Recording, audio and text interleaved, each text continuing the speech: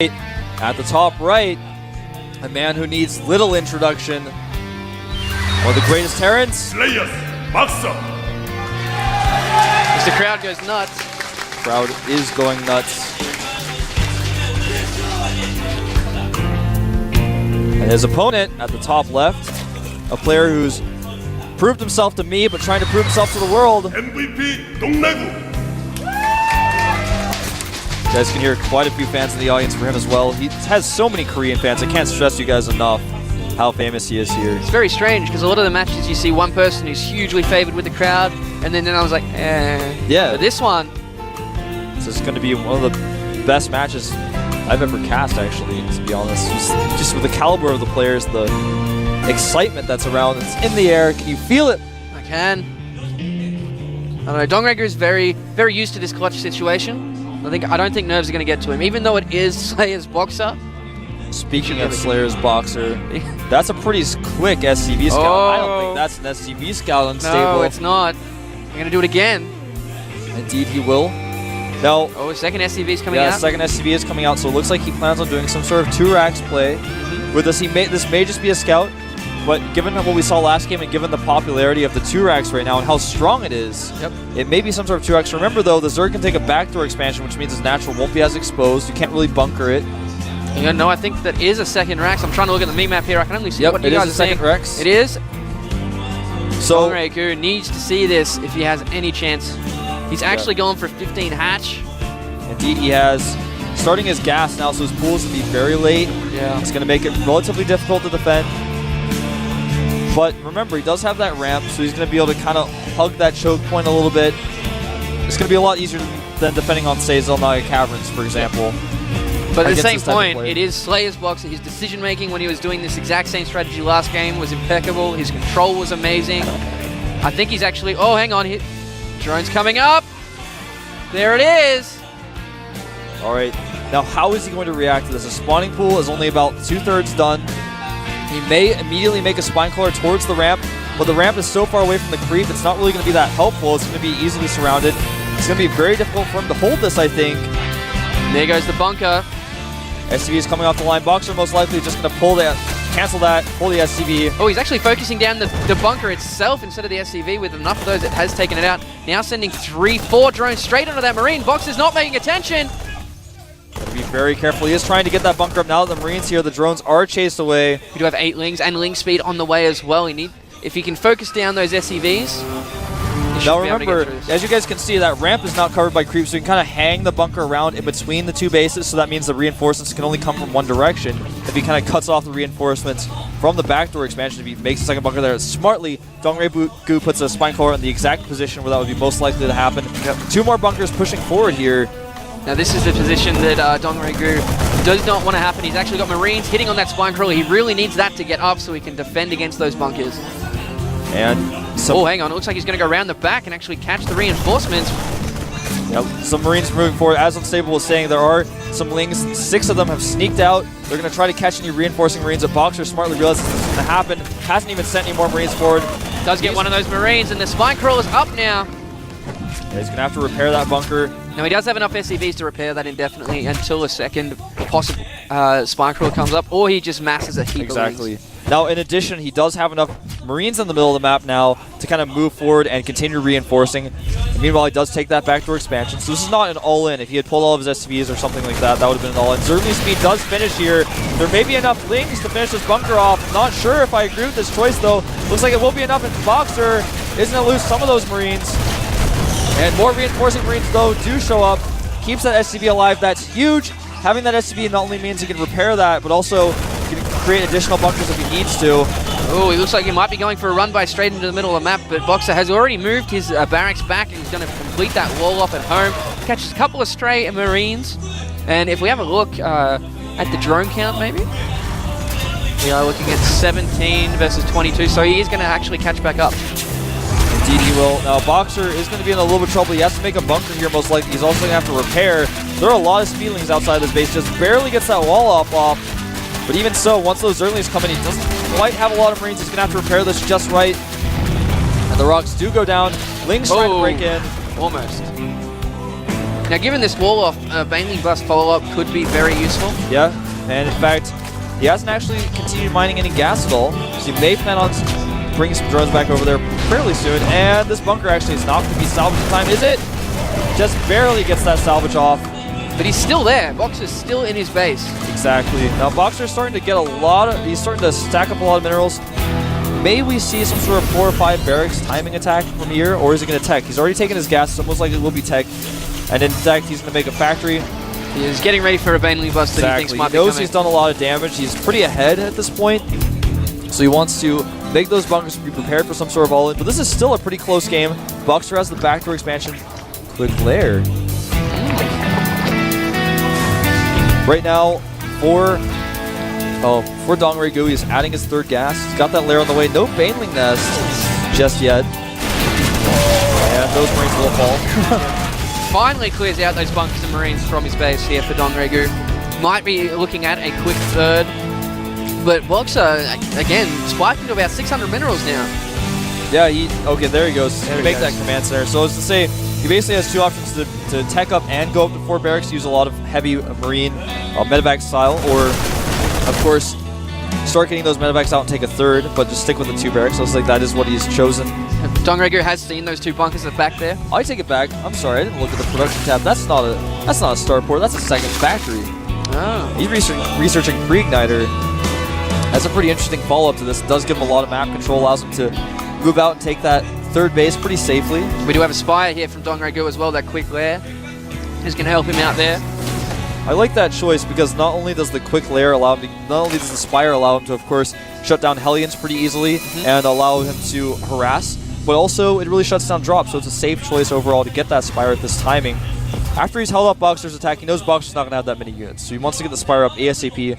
In most circumstances, this would be a little bit early to get that Spire, but in this one, it's just right. Not only that, because you can actually keep Boxer bottled up in his base once he gets enough Mutalisks, and not really allow him to push out because you take too much damage at home. Exactly. Dongregu has been known to use Mutalisks into the late game. Oh, actually, look at that mini-map down the bottom right. Is that another hatchery? It is indeed. Oh. Get a shot of it in a second. Taking that fast, hidden 3rd base after getting a Spire is relatively risky, but I think the timing here might be very, very crucial. Exactly. As Boxer looks like he's ready to move out. He has salvaged those bunkers. Here he goes. Got a tank follow-up. The pre-igniter is going to be finished by the time he gets across. I don't think the Mutas are going to be out in time. Yeah, that's exactly what I was about to say. The Spire is just now finishing. He's got a lot of money banked up. He's going to make about 10 Mutas. Now that may be just enough, but I got to say this is going to be pretty scary. Oh, we got a couple of Banelings. Okay, he'll be fine for this. He is making some more Spine Crawlers at the top of his base to help defend against this. And 9 Mutas are on the way. The Hellion's going to try to run up here. The Baneling's going to thwart that at least initially here. Doesn't want to run. He doesn't want to try to sneak Hellions past Banelings. That could be quite devastating. And it looks like Boxer is smartly going to go home. I don't think Boxer has Stim yet either, just due to the delayedness. He doesn't even have Tech Labs on his, on his barracks. So those Mutas are going to be so effective versus him right now. He only has a handful of Marines. And a lot of those are in the middle of the map as well. Yeah, he does have 2 Thors in production though. That's true. That is going to be quite helpful, but not just yet when these Mutas get here. Doesn't even have a turret in the back of his base. He's going to lose a lot of SCVs. Trying to get that turret up. That turret does get up. You got quite a few SCVs there though. More Mutas coming through. This is Dongregu style. This is Dongregu style. Now he's going to take a 3rd base. On Boxer scout side, he's going to think that's a pretty normal timing. Of course, the base at the bottom right.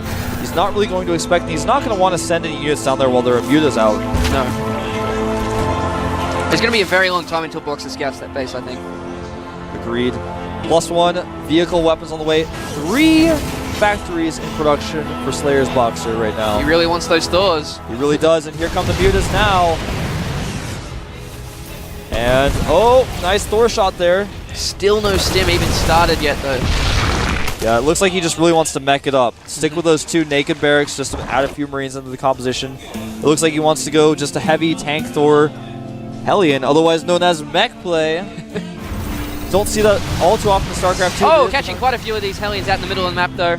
It is becoming a little bit more popular. Thank you for that. Those Hellions dying is very important. I was just trying to make them look insignificant. But Unstable here cares about the families of those Hellions. I do. All right, so here come the Mutas around again. They're going to go around the south. They want to hit the back again, and actually that turret Back at the backdoor expansion, he didn't complete it. He's going to add some more here. Now he's finishing it up. May have enough for these mutas, but there are a lot of them. Their +1 is about to finish. Targets down that missile turret. And will he get the others? Boxer didn't actually try to repair that turret at all. Must have been looking somewhere else at the time. So Dongrego will be able to clear out all the turrets at the moment. There is no stim from those Marines. Yeah. Thors are extremely slow. That Thor from Boxer actually was kind of AFK there a little bit. He was just sitting back at the ramp. If Boxer had reacted properly, that Mutalist harass would have done very little damage. As it stands right now, Dongrego is sitting at a hefty 75 drones to Boxer's just 48. He has secured his third right now, which is kind of what he's been focusing on right now, just pushing down, taking that third. But Dongrego, he's got 5 hatcheries right now. Of course, he's got a macro hatch in his base, that's one of them. But he's got essentially 4 mining bases, whereas Boxer just has 2.5 essentially. And this is what we were talking about earlier. Once Dongrego gets those mutas out, you cannot leave your base. Just can't. This is a style you see Moonglade use a lot. It's the Mutalist style. Yep. It's very unique. Not many Zerg players actually use it, so it takes a lot of practice against to get used to dealing. Yeah, and it's actually really hard to pull off against a style like we're seeing from Boxer where you get so many Thors. So, well, if he does Magic Box them properly, he really needs those Stim Marines as the backup. Exactly. And Boxer still only has those 2 barracks. In fact, he's not producing out of them right now. Boxer's getting building armor right now. That's going to help his missile turrets out significantly. Speaking of missile turrets, 6 of them sitting there. Those mutas are not going to really be able to harass that anymore. Boxer has made a lot of siege tanks, though. He hasn't really been producing as many Thors as he would have maybe liked to. He's only got 2 Thors out right now. He is making 2 at a time, though. Yeah, it looks like Dongrego is also taking 2 extra expansions. One down at the bottom right, which hasn't been scouted by Boxer yet. Another one that looks like a natural 4th.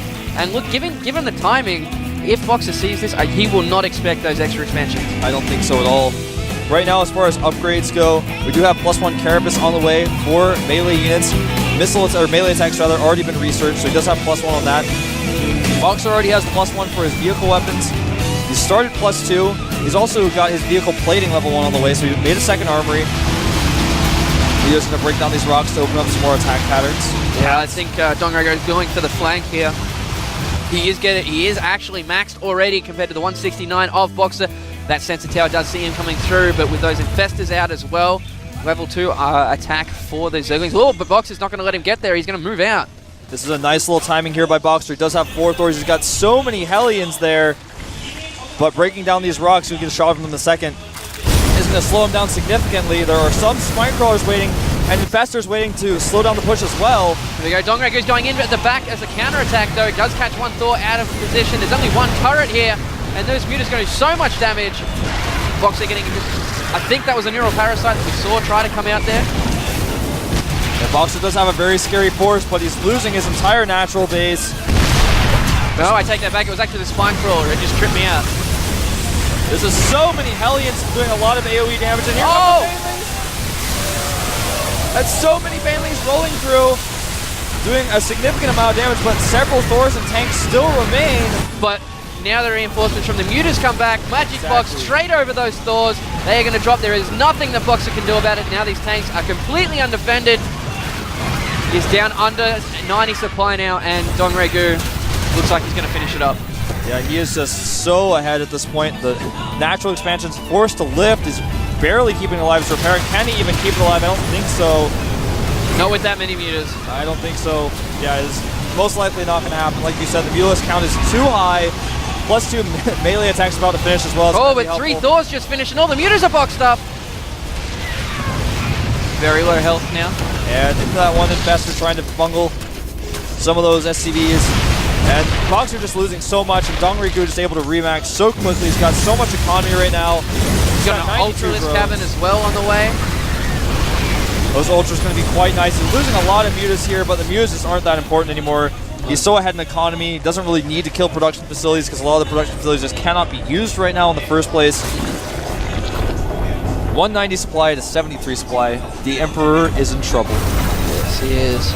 A lot of Dongrego's army right now does consist of Mutalists and a lot of Lings, and the Blue Flame is going to help with that, but looks like it's those Thors going down very, very quickly. Boxer trying to target down the mutas, but the AI getting a little bit bugged out by those Zerglings, and Boxer's army falling very quickly here. He cannot hold his natural. Dongrego following up his music and getting ready for a final attack on that natural. He wants to end it. And it looks like he is just going to go on top of this Thor, take out the Thor, and then clean up the natural. And I think we might see a Boxer GG pretty soon. Yeah, very unfortunate, but still did an amazing early strategy and held in here for a very long time against Dongregu. Did do quite well. His pressure was good, but Dongregu just overcame him in the end. He hit that expansion. That was very smart. Good Spire timing, and when there are banelings morphing your base, sometimes it's just time to leave the game. I look back at Boxer, looking at his booth. He looks really focused right now, but maybe he just... No, never give up, man. Yeah, maybe he just wants to keep it going. Doesn't want to shame himself, but he did play a great game here. Absolutely. But this is going to get... Dongregu is going to tie it, or not tie it up rather, it's going to push MVP forward, just being behind 1 point rather than 2. And of course keeps his team in it. If he had lost this, it would have been GG. Nicely done by Dongregu, giving MVP that extra breath of air. He still has 2 matches to go if he wants to take this down. Very true. But from what we just saw, very capable. Very capable indeed. And I gotta say, Boxer's back. He's in Code A. We may see him do extremely well there as well. Dongregu getting the high fives. Gotta be very pleased with himself after winning that. And very nicely done. Who do you think we're going to see next from Slayer? I'm actually just trying to think about that right now. I wouldn't be surprised if you saw a Zerg player just try to ZVZ him out. Yeah. They've got 2 more games. They basically just have to win once. So if they try a ZVZ and it doesn't work, they can just pull out another player. Oh, more shirts going out. Yeah, MVP really likes to give their shirts out. A foreign fan getting an MVP shirt. I feel so happy when he feels so lucky. Oh wait, I already did. Seriously, guys, come down to the studio. If you live in Korea, don't hesitate. Come down here. There's directions on the website. Come to Mokdong, and maybe you'll get an MVP shirt if they're playing. Maybe you'll get another team shirt. I think teams are going to start doing that more. I don't know if you guys watch Pro League, but it happens a lot.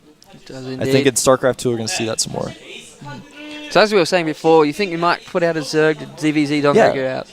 Well, mirror matchups, except TVT, is one of those matchups where there's a lot of unknowable information and you can kind of get ahead based on chance a little bit. I mean, StarCraft is not really a game of chance, but there are chance situations involved in ZVZ and PvP. And I think we might see maybe Slayer's men come out, and he may try to end the game that way and just close it out, and otherwise they can pull someone else out. What do you think? I think anyone they pull out right now will be, if not trying to win the game, set it up so that MMA can take it at the end. It's very hard to play successive games in a row that are very difficult and very long-winded.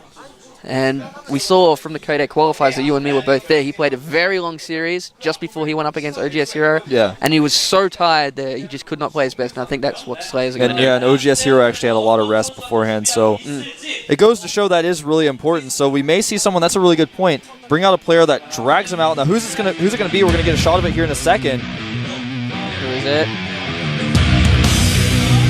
And... Oh, we don't know yet. Are they pulling him over there? Who's it going to be? Which one of those guys? It's one of them. I'm not sure. Who's going to sit down? They're pretty tricky about it, that Slayers team. Oh, all right. They're all going into the booth. This isn't fair. Is this a 3v1? It's hiding. It is going to be Evan. No. Stop messing with our heads. Ganji!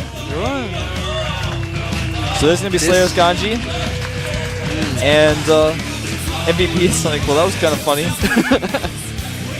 Alright, so if one Terran couldn't take out Dongregu, send another. And if that doesn't work, always go to MMA. Exactly. So Slayers has some of the best Terran players in the world. Boxer is a Terran player. You can see, of course, when he scouts out his players, I'm sure he sees a lot of potential in the Terrans. You can see a shot of Rachel there in the background doing some photography. A little cameo there. We see you. She probably doesn't think we can see her. We can. She's going to watch these VODs and laugh. Alright, so Ganzi right now, he tried to qualify for Code A. I believe was unsuccessful. Did, of course, lose in the round of 32 last season. Someone correct me if I'm wrong. I actually, even though I was at the qualifiers, by the end of it, I was so stressed about everything, I didn't actually see the final list. We were there for about 9 hours that whole day. The qualifiers are a really long process, and they're very, very intense. The atmosphere is just so... It's draining. Yeah.